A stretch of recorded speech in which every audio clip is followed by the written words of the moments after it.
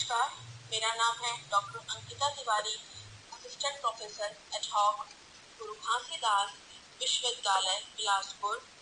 आज मैं आपके सामने गेम थ्योरी के बारे में बताना चाहूँगी।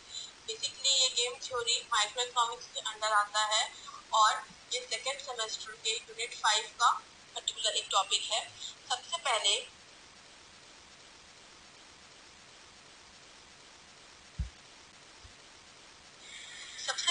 मैं गेम थ्योरी का इंट्रोडक्शन बताना चाहूँगी। What is game theory? Game theory is the study of how people behave in strategic situation. एक इंडिविजुअल स्ट्रेटेजिक सिचुएशन में किस तरीके से डिसीजन लेता है वो हम गेम थ्योरी के अंदर पढ़ेंगे। वेरियस इकोनॉमिक्स ने collusive model, limit pricing model, manager models के बारे में एक्सप्लेन किया जो कि एक ओलिगोपोली मार्केट के बारे में था, बट सारे ही इकोनॉमिक्स ने जनरल थ्योरी ऑफ ओलिगोपोली के बारे में बताया।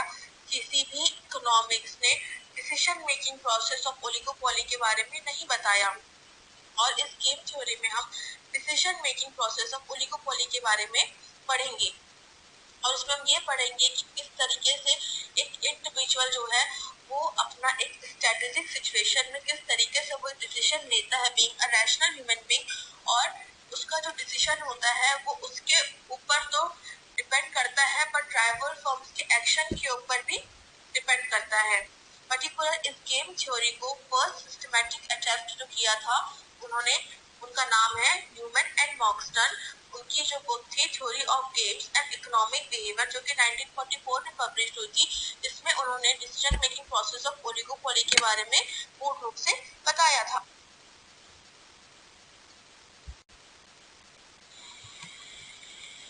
नेक्स्ट हम पढ़ेंगे गेम थ्योरी में एक स्ट्रेटेजी, पर्टिकुलर एक प्लेयर कैसे बनाता है और स्ट्रेटेजी क्या होता है। एक strategy specific course of action with clearly defined value for policy variable. It means that particular अगर प्लेयर एक स्ट्रेटेजी बनाता है तो उसकी स्ट्रेटेजी सिर्फ उस पर डिपेंड नहीं करती, अदर राइवल फर्म्स के डिसीजन एक्शन को देखते हुए वो अपनी स्ट्रेटेजी बनाता है।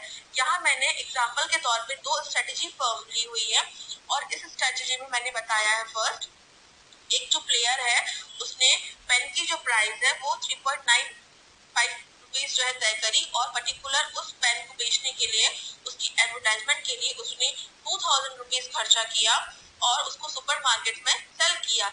और अगले ही इंडिविजुअल ने एक और स्ट्रेटेजी तैयार की, उसमें उसने पेन की प्राइस को नहीं चेंज किया बट एडवर्टाइजमेंट में होने वाले पैसे को उसने कम करके 1000 कर दिया और 2000 एक्स्ट्रा लगा के उसने रिसर्च पे खर्चा किया। मैं यहाँ पे कहना चाहूंगी कि हर एक प्लेयर की अपनी अपनी एक इंडिविजुअल स्ट्रेटेजी होती है और इन सब की जो स्ट्रेटेजी होती है वो एक नॉन कोऑपरेटिव बिहेवियर होता है, बट उनकी जो स्ट्रेटेजी होती है वो उनके ऊपर ना डिपेंड करके राइवल फर्म के एक्शन, उनके रिएक्शन पे भी कहीं ना कहीं वो बेस्ड होती है।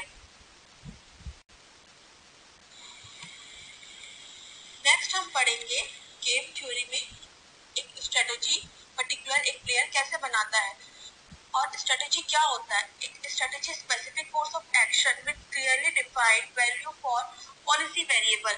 इट मींस दैट पर्टिकुलर अगर प्लेयर एक स्ट्रेटेजी बनाता है तो उसकी स्ट्रेटेजी सिर्फ उस पर डिपेंड नहीं करती, अदर राइवल फर्म्स के डिसीजन एक्शन को देखते हुए वो अपनी स्ट्रेटेजी।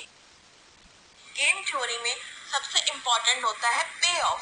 पे ऑफ क्या होता है? Payoff is the net gain it will bring to the firm for any counter strategy of the competitor.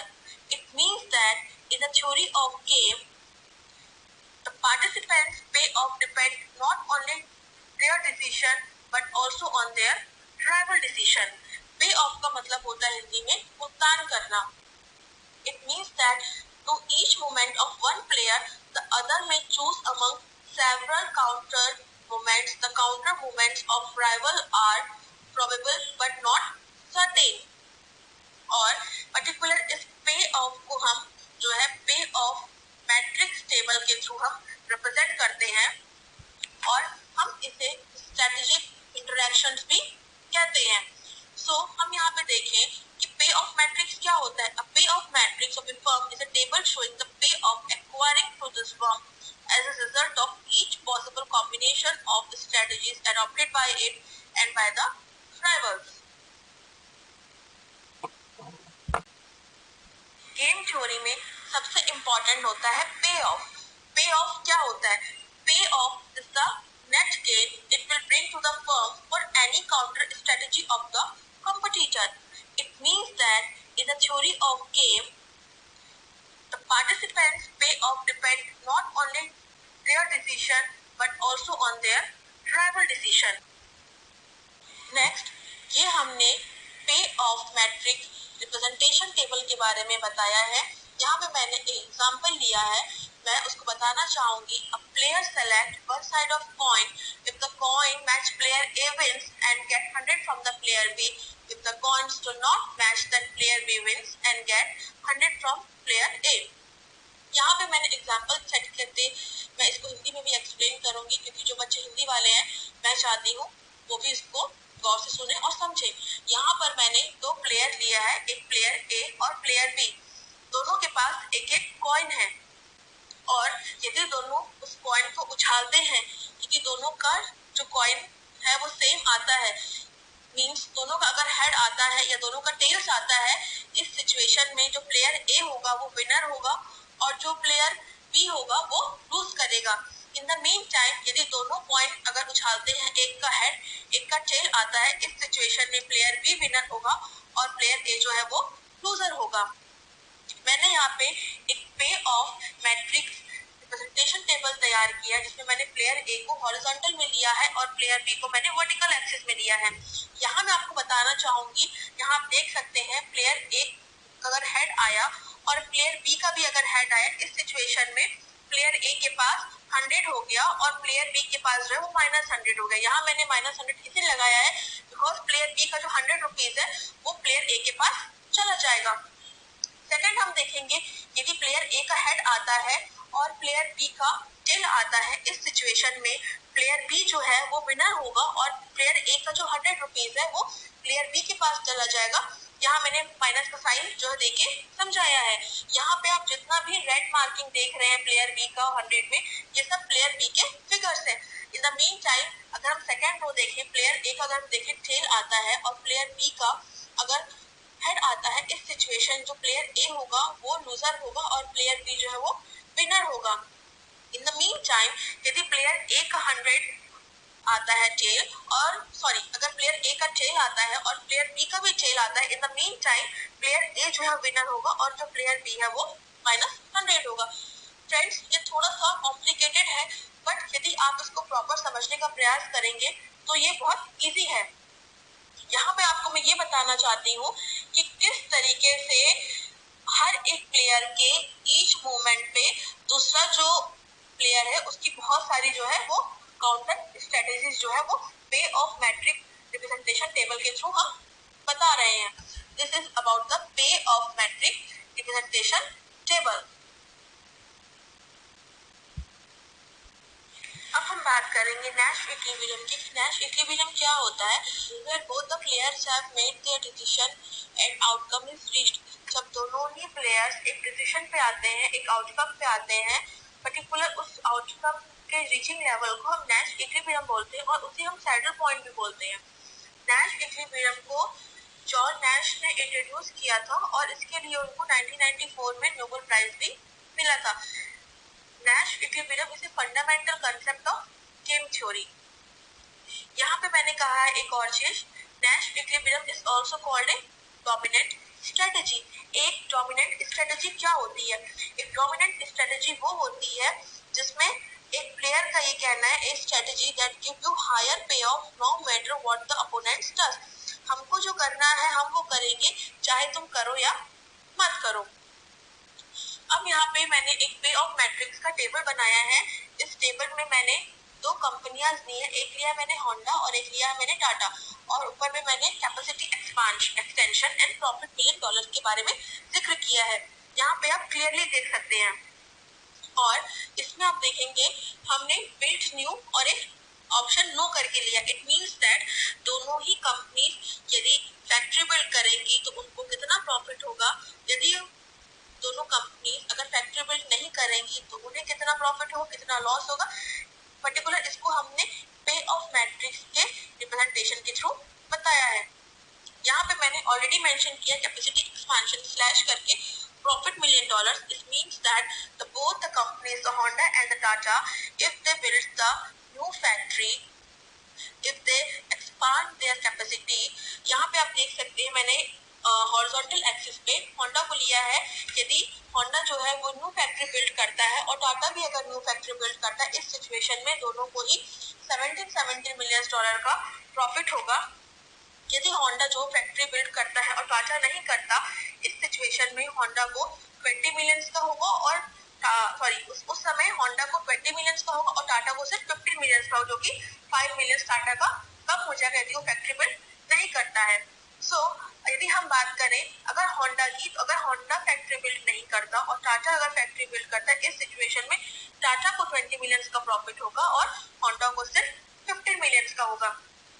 यहाँ पे हिंदी वाले बच्चों के लिए मैंने थोड़ा लैंग्वेज में चेंजेस किया है, हिंदी में समझाने का भी प्रयास किया है और मैं चाहूंगी इस टेबल को आप क्लियरली समझ लें, क्योंकि यदि एग्जाम में ये क्वेश्चन आता है तो आप उसका इजीली आंसर दे सकते हैं।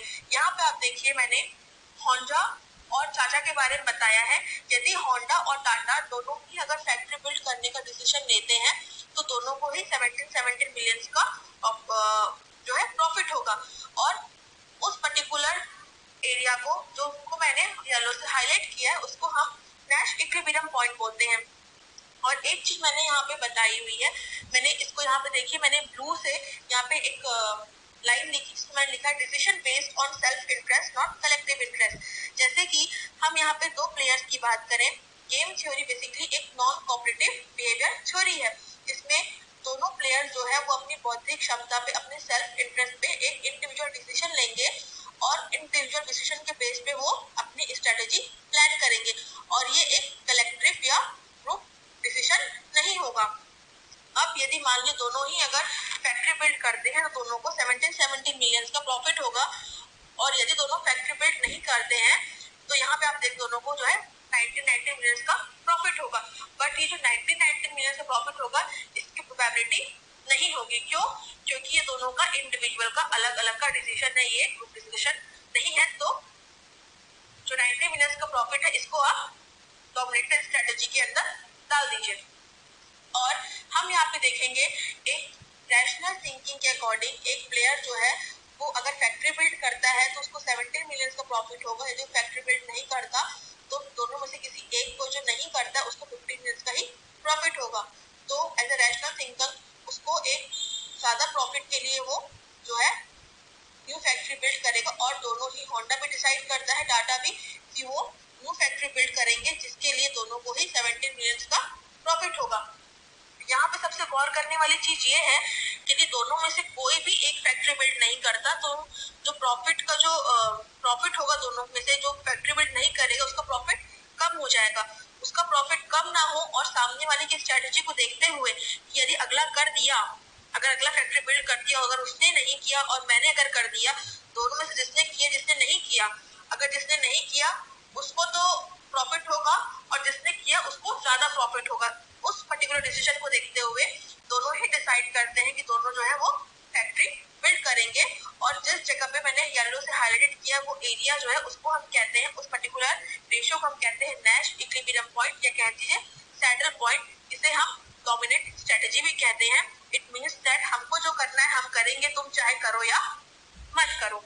और जो अदर काउंटर मूवमेंट्स है वो सब डोमिनेटेड स्ट्रेटेजी के अंडर आ जाएंगे।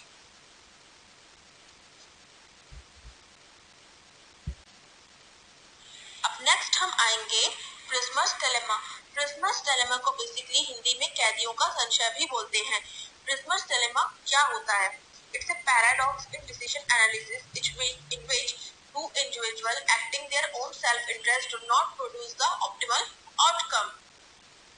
यहाँ पे प्रिजनर्स डिलेमा में हम यहाँ पे दो कैदियों की यदि बात करें, दोनों ही अपने सेल्फ इंटरेस्ट को देखते हुए एक डिसीजन लेंगे, बट वो एक ऑप्टिमल आउटकम आप बोल सकते हैं वो नहीं होगा। वो कहीं ना कहीं एक सेल्फ इंटरेस्ट होगा, अपने आप को बचाने के लिए वो एक डिसीजन लेंगे और वो एक आप उसको बोल सकते हैं या वो ऑप्टिमल आउटकम होगा या वो ऑप्टिमल आउटकम सेल्फ इंटरेस्ट के बेस पर लिया हुआ होगा। बेसिकली प्रिजनर्स डिलेमा को originally framed Merrill Flood and Melvin Dresher ने किया था जब वो रैंड कॉर्पोरेशन में 1950 में काम कर रहे थे, और एल्बर्ट डब्ल्यू टकर ने पर्टिकुलर इसको फॉर्मुलाइज करके इसको नेम दिया था प्रिजनर्स डिलेमा, मतलब कैदियों का संशय। यहाँ से मैंने एक पे ऑफ मैट्रिक्स का टेबल रिप्रेजेंटेशन किया है, जिसमें यहाँ पे मैंने दिया है इयर्स इम्प्रिजमेंट, और यहाँ पे मैंने दो नाम लिए हैं, एक लिया है डेविड, एक लिया है राम, और मैंने दो क्राइटेरिया लिया, एक लिया कन्फेस, एक लिया डू नॉट कन्फेस। मैं आपको यहाँ पे इस टेबल में ये समझाना चाहती हूँ, यहाँ पे आप देख सकते हैं डेविड को मैंने हॉरिजॉन्टल में लिया है और राम को मैंने वर्टिकल में लिया है। यहाँ पे आप देखेंगे कि डेविड यदि कॉन्फेस कर लेता है, यदि राम भी कॉन्फेस कर लेता है, तो दोनों को 5-5 साल की सजा होगी, और यदि डेविड कॉन्फेस कर लेता है और राम कॉन्फेस नहीं करता, इस सिचुएशन में राम को 10 इयर्स की होगी और डेविड को सजा नहीं होगी। इन द मीन टाइम यदि डेविड कन्फेस नहीं करता है, अगर David do not confess, so David को 10 इयर्स की जो है वो जेल होगी, और राम जो है अगर कन्फेस कर लेता है तो उसको जेल नहीं होगी। और यदि राम और डेविड दोनों ही कन्फेस नहीं करते हैं तो दोनों को 1-1 साल की सजा होगी। यहाँ पे एक चीज बताने वाली है, बताना चाहूंगी, जो मैंने बताया है लास्ट में, यदि दोनों कन्फेस नहीं करते हैं और दोनों को 1-1 साल की सजा होगी, इसकी प्रोबेबिलिटी कम है। जैसे कि मैंने आपको गेम थ्योरी में बताया कि game theory is a non cooperative behaviour theory.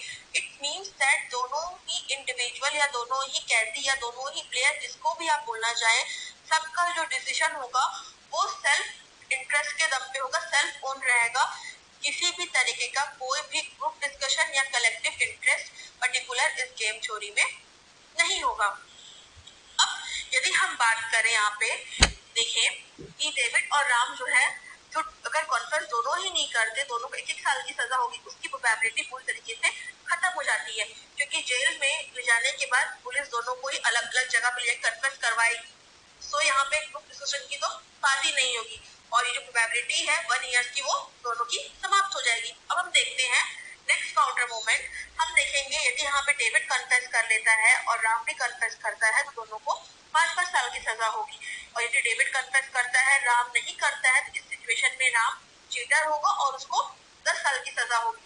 और यदि डेविड कन्फेस नहीं करता, राम कन्फेस कर लेता है, इस सिचुएशन में डेविड को 10 साल की सजा होगी। मेरे कहने का मतलब यहाँ है, यदि हम एक सेल्फ इंटरेस्ट अपनी बौद्धिक क्षमता के दम पे हम सोचें, यदि हम कन्फेस कोई चीज को कर लेते हैं तो हमको सजा जो है वो 5 साल कम हो जाएगी। यदि हम कन्फेस नहीं करते हैं और अगला अगर कन्फेस कर लिया, इस सिचुएशन में हमको 10 साल की सजा होगी। तो हमारे लिए 10 साल की सजा ज्यादा होगी या 5 साल की? अगर मैं डिसाइड करूँ बीइंग रैशनल, तो मैं ये बोलूंगी कि मैं कन्फेस करूंगी, क्योंकि मुझे नहीं पता कि अगले जो क्या बोलते कैदी होगा उसका डिसीजन क्या होगा।